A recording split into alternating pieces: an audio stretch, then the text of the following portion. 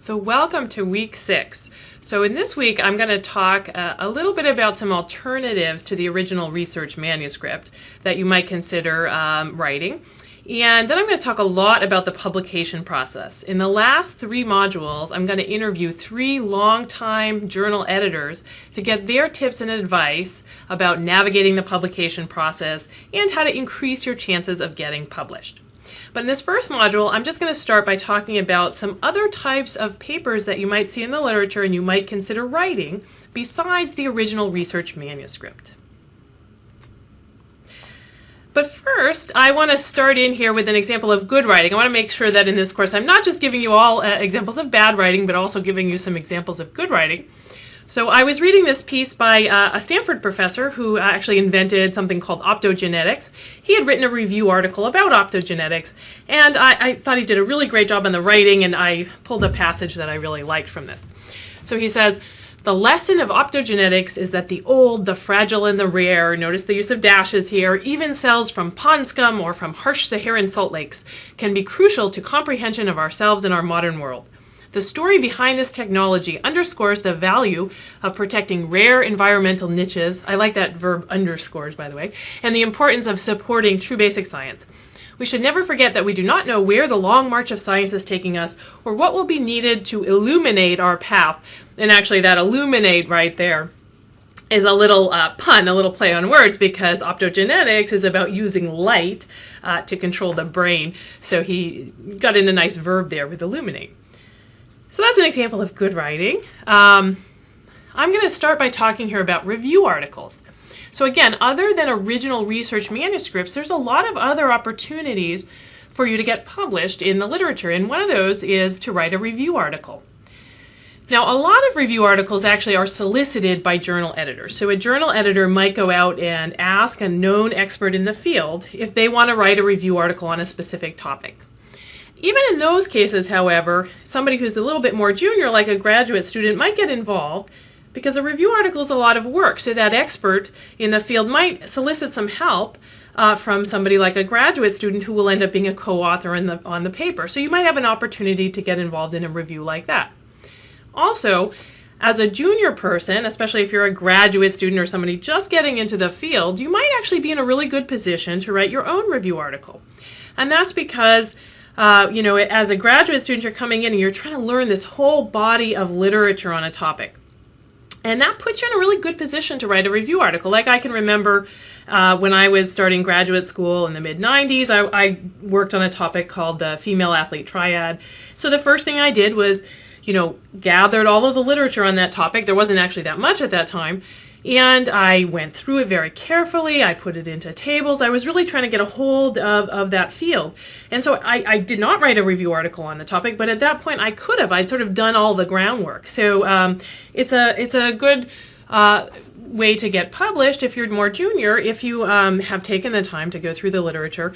It's a good idea, though, if you're going to write a review article, to consider what journal you might want to publish it in, and think about trying to contact the journal editor ahead of time, maybe sending them a brief outline and asking them if they would be interested in that review article, just so you can establish ahead of time that this is something that they're likely to be interested in, as opposed to just sending them a whole review article cold. I mean, you can do that as well, but one tip would be to contact a journal editor early in the process.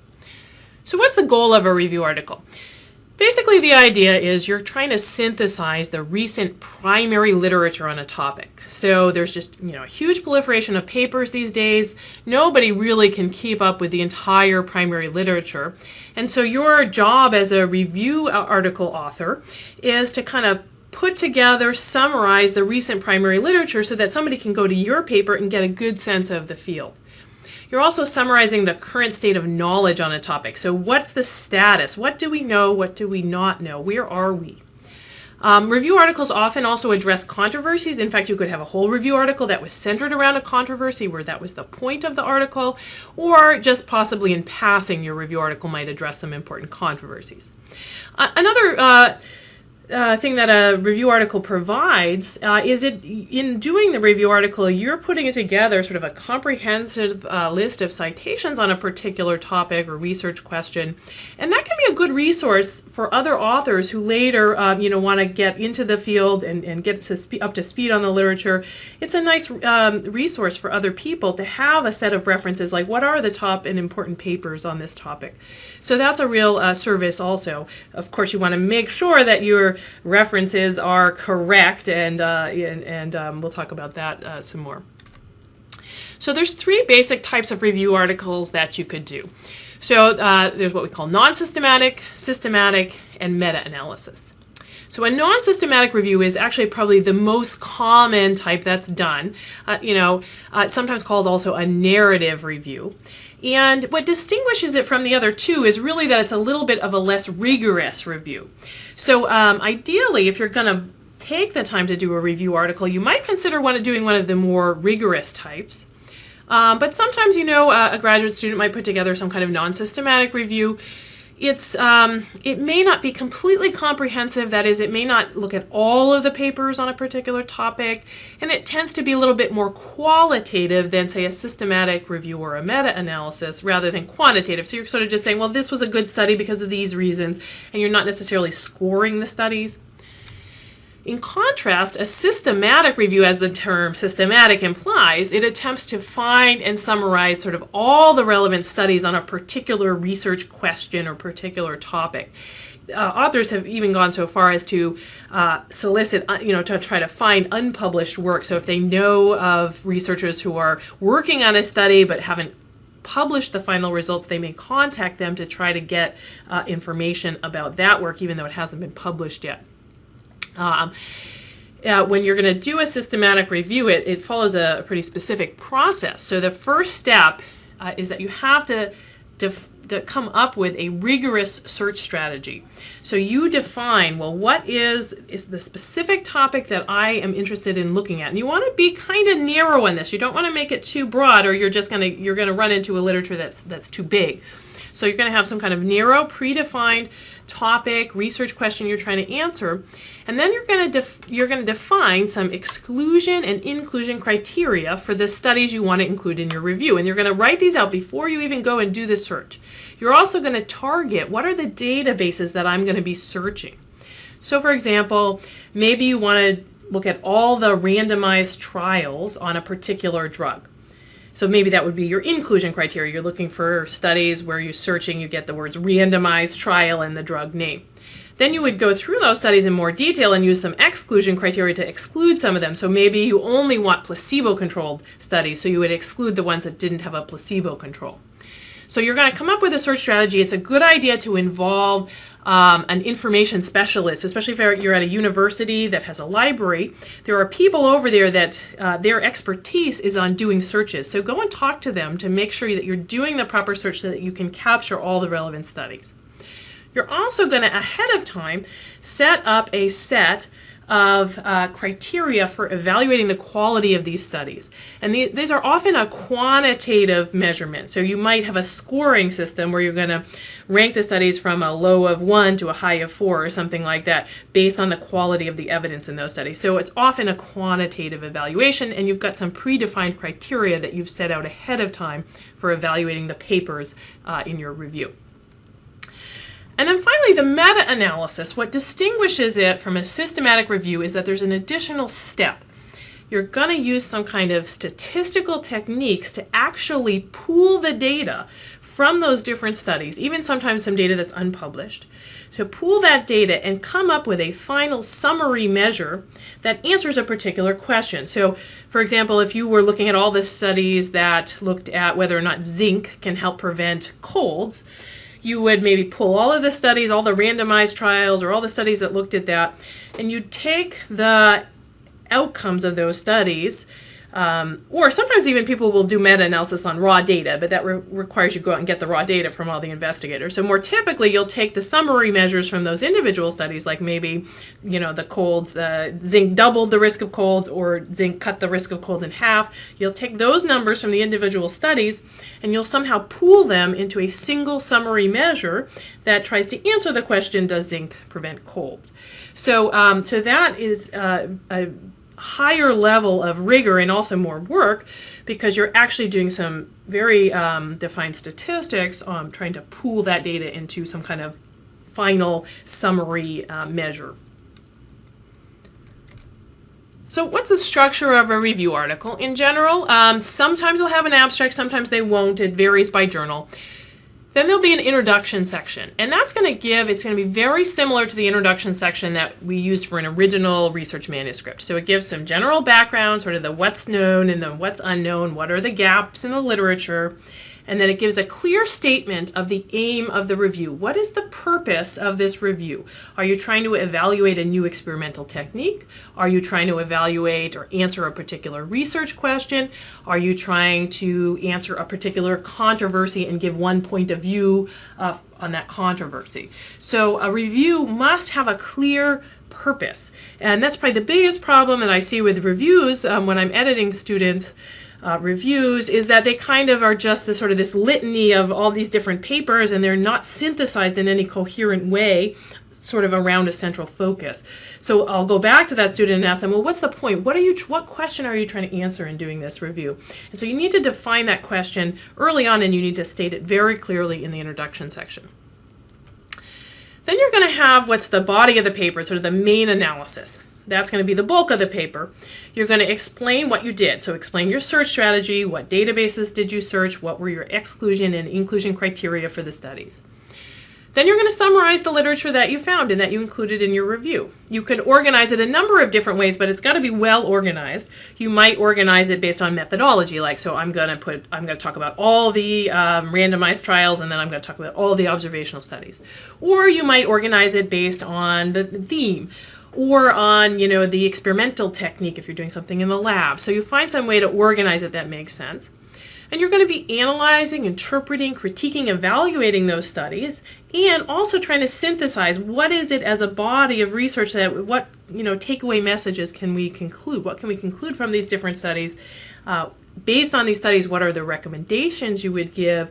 Or you might also be saying, here are the questions that we haven't answered. So here's the gaps in the literature that remain that need to be answered. So then you'll give some kind of conclusion and future directions. This section will probably be a little bit shorter.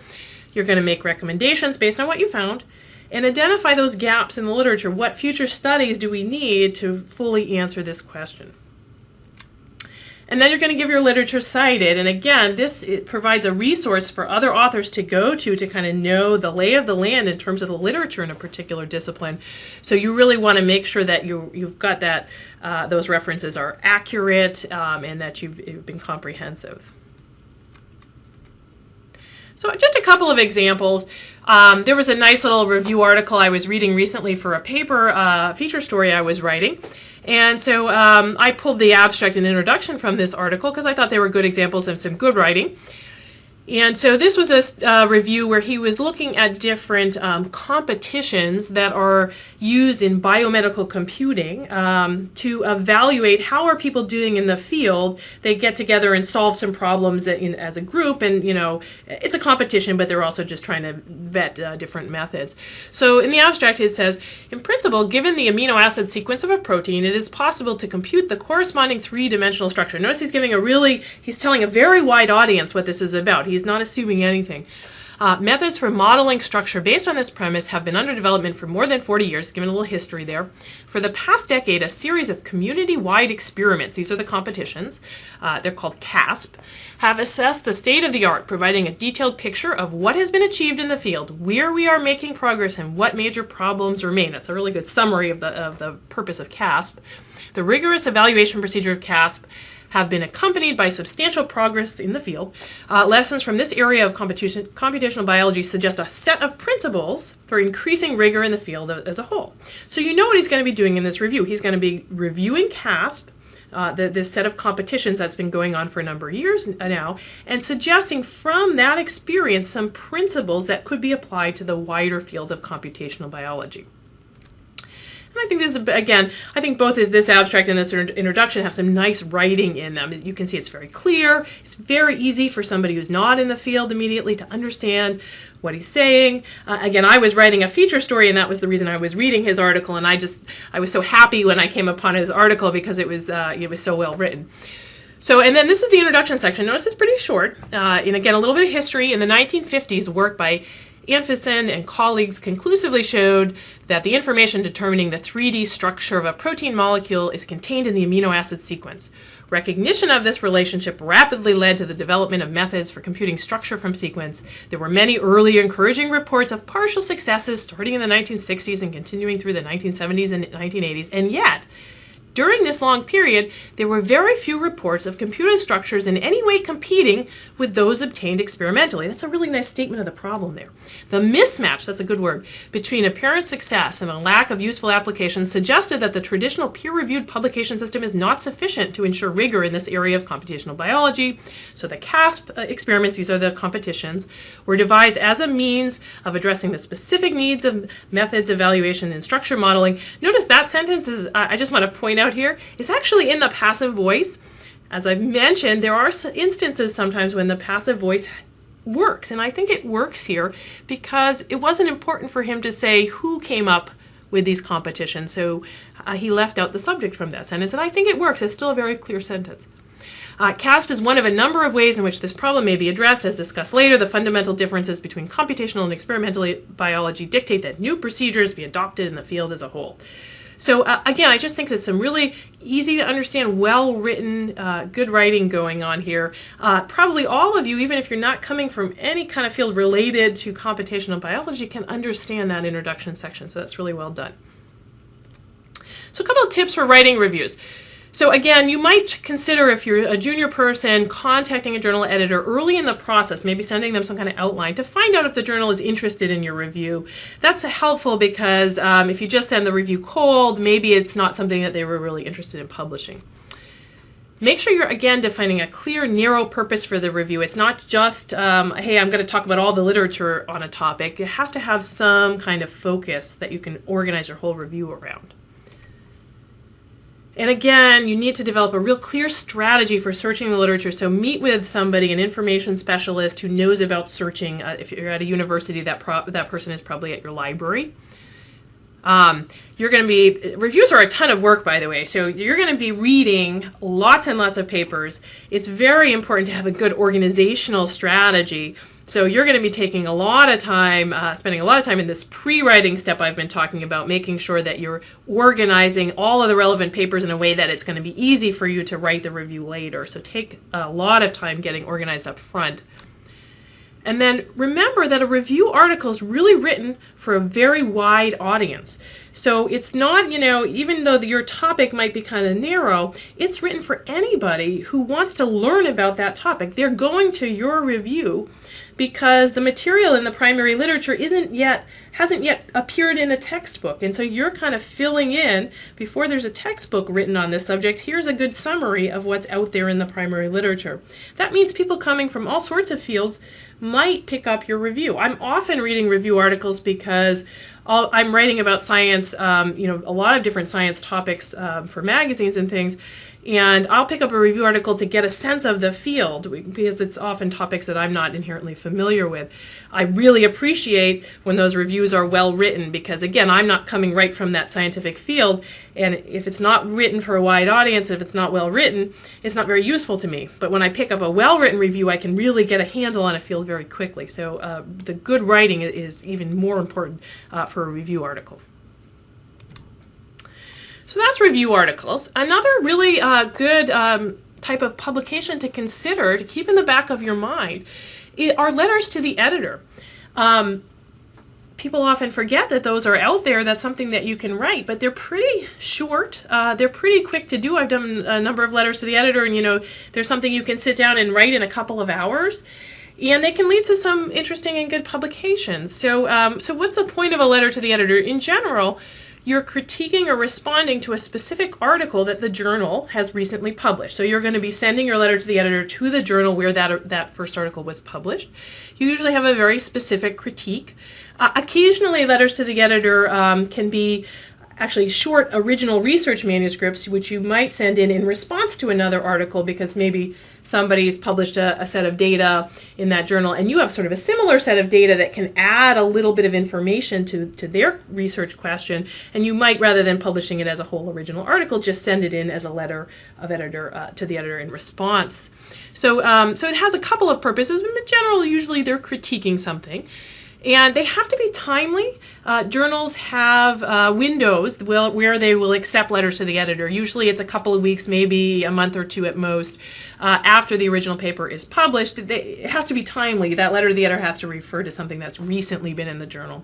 So look at that guideline, because if you're trying to write about something that was published 6 months ago, it's probably too late. Letters to the editor also have to be really concise. Go to the instructions for authors and figure out exactly how many words they allow.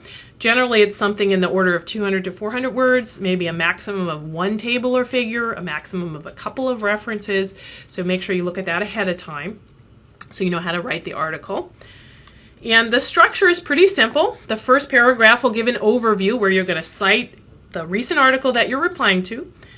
You want to give some kind of praise to the authors in that first paragraph. The fact that you're writing a letter to the editor about their paper tells you that they must have done something really interesting.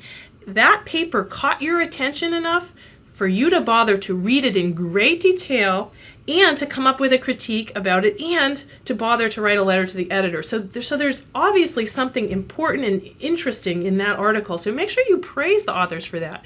You know, this study is relevant. It's well designed. It has an intriguing hypothesis. We found the article to be excellent and highly relevant. Give the authors their due, that they've, generated a dialogue about their paper. That's, praiseworthy. And then succinctly state the main problem or issue that you're going to be laying out in your letter. So something like the paper is misleading due to several problems with the statistical analysis and interpretation. That's the overview, and then you'd go and state these specific problems. So there's some kind of overview in the first paragraph, and then in a couple of paragraphs, maybe 1 to 3 more paragraphs in an extremely focused manner, you're going to succinctly explain the issues that you've observed. Or maybe it's one issue, maybe it's multiple issues. If it's one issue, it might only take 1 paragraph. If it's 3 issues, it might take 3 paragraphs. It's probably not going to be much longer than that. So very focused, explain what were the problems, try to eliminate all unnecessary clutter from your writing because it's going to be very short. And then if you've got enough space, you often don't, but if you have enough space, you might have a brief conclusion or parting thought, maybe 1 to 2 sentences within the last paragraph could be some kind of thought to part on. So tips on letters to the editor: go to the instructions for letters to the editor for the particular journal you're targeting and make sure you follow them. They have very specific criteria about the timeliness and how long it can be, so there's no point in writing a letter unless you know those. Keep the tone as positive and polite as possible. Yes, you're critiquing the authors, but you can do that. You can critique somebody in a more positive tone and be polite, obviously. Again, be specific and focused. You're really going to have to use all your skills for removing unnecessary clutter from manuscripts. These skills will come in really handy in writing a good letter to the editor because you have to be really succinct. And one other thing is, don't just write a letter to point out some small, problem. Maybe they analyzed their data wrong, but it doesn't actually affect the conclusions at all. Don't write a letter to the editor if it's not something that really changes or potentially could affect the main conclusion. Because if it doesn't matter, it doesn't matter. So critique something that's actually, could have potentially impact the main conclusion of the original paper, and make sure you articulate in your letter how the problem you've identified might impact that main conclusion. Otherwise, your letter has no real significance. It has to be something that matters. Finally, the last kind of alternate type of publication I'm going to talk about in detail are case reports. Now, obviously, you have to be coming from the medical field in order to write a case report. So this is mostly for you medical professionals out there. I have an example of a case report right here, which I'm just going to show you one of the authors on this case report, which was published in 1970 in the New England Journal of Medicine, is George Lundberg, and he's one of the editors that I'm going to be interviewing in an upcoming module. So he mentioned in my interview with him that the very first, his very first publication, which is this one, it was in the New England Journal of Medicine, which is an extremely high impact medical journal. So that paper got accepted right away in the New England Journal of Medicine, which is a great success story on your first paper. But it is a case report. So he said, because it's a case report, it was immediately obvious why it was significant. So case reports can be really great publications because they often are identifying new diseases, new side effects. They can be very high impact. For example, the first AIDS cases were identified as case reports in the literature. So these can be some of the most highly cited papers. Usually, it's easy to if it's clearly an interesting case, it's often easy to persuade an editor that it's worth publishing. So these are great if you are in the medical field to consider doing some case reports. Case reports, the structure is very similar to an original research manuscript with some differences. So you'll usually have an abstract. The introduction section, the point is to say what's the significance of the cases that you've identified or the case. Then you'll be giving a description of the cases, things like what were the presenting signs and symptoms, the medical and social history of your cases or case, what medications were they taking, what were the results of their exams and lab tests, what's the differential diagnosis, the final diagnosis, what treatments were given, what were the outcomes. So it's very much a medical, again, this is only for medical audiences. And then you'll give a discussion where you interpret the cases. What do those cases potentially suggest? What are the questions for further research? Usually case reports are bringing up a whole host of questions for future research. And then you'll have references, and usually case reports will have some kinds of tables and figures. So it's just a good type of thing to consider doing a case report if you're in the medical field and an interesting case comes along. I just want to mention briefly these other types of papers that do appear in the medical literature. For the most part, these tend to be written by more senior people, experts in the field, but just so you're aware, there are commentaries, which are usually often solicited by a journal editor.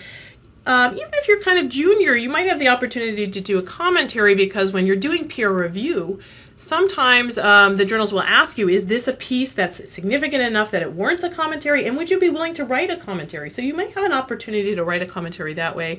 Usually commentaries are talking about the significance of another paper, maybe raising some questions, methodologic questions, but usually are pretty positive.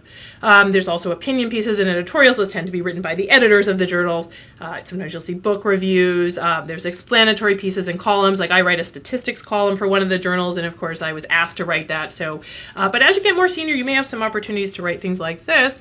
I'll just point out the last slide here that in terms of editorials, one of the editors I'm going to be interviewing in one of the upcoming modules is Dr. Gary Friedman, and he's a longtime editor of the American Journal of Epidemiology, and he did a number of editorials about good writing in the medical literature, so I'll just point out those editorials. I really like his editorial, Be Kind to Your Reader. He talks a lot about the same kinds of writing tips that I'm talking about in this course.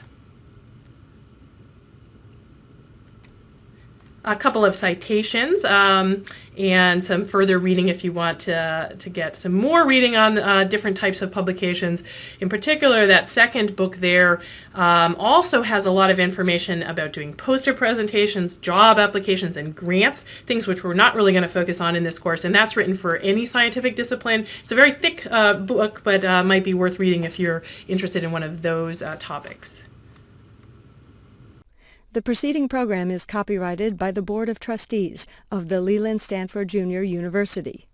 Please visit us at med.stanford.edu.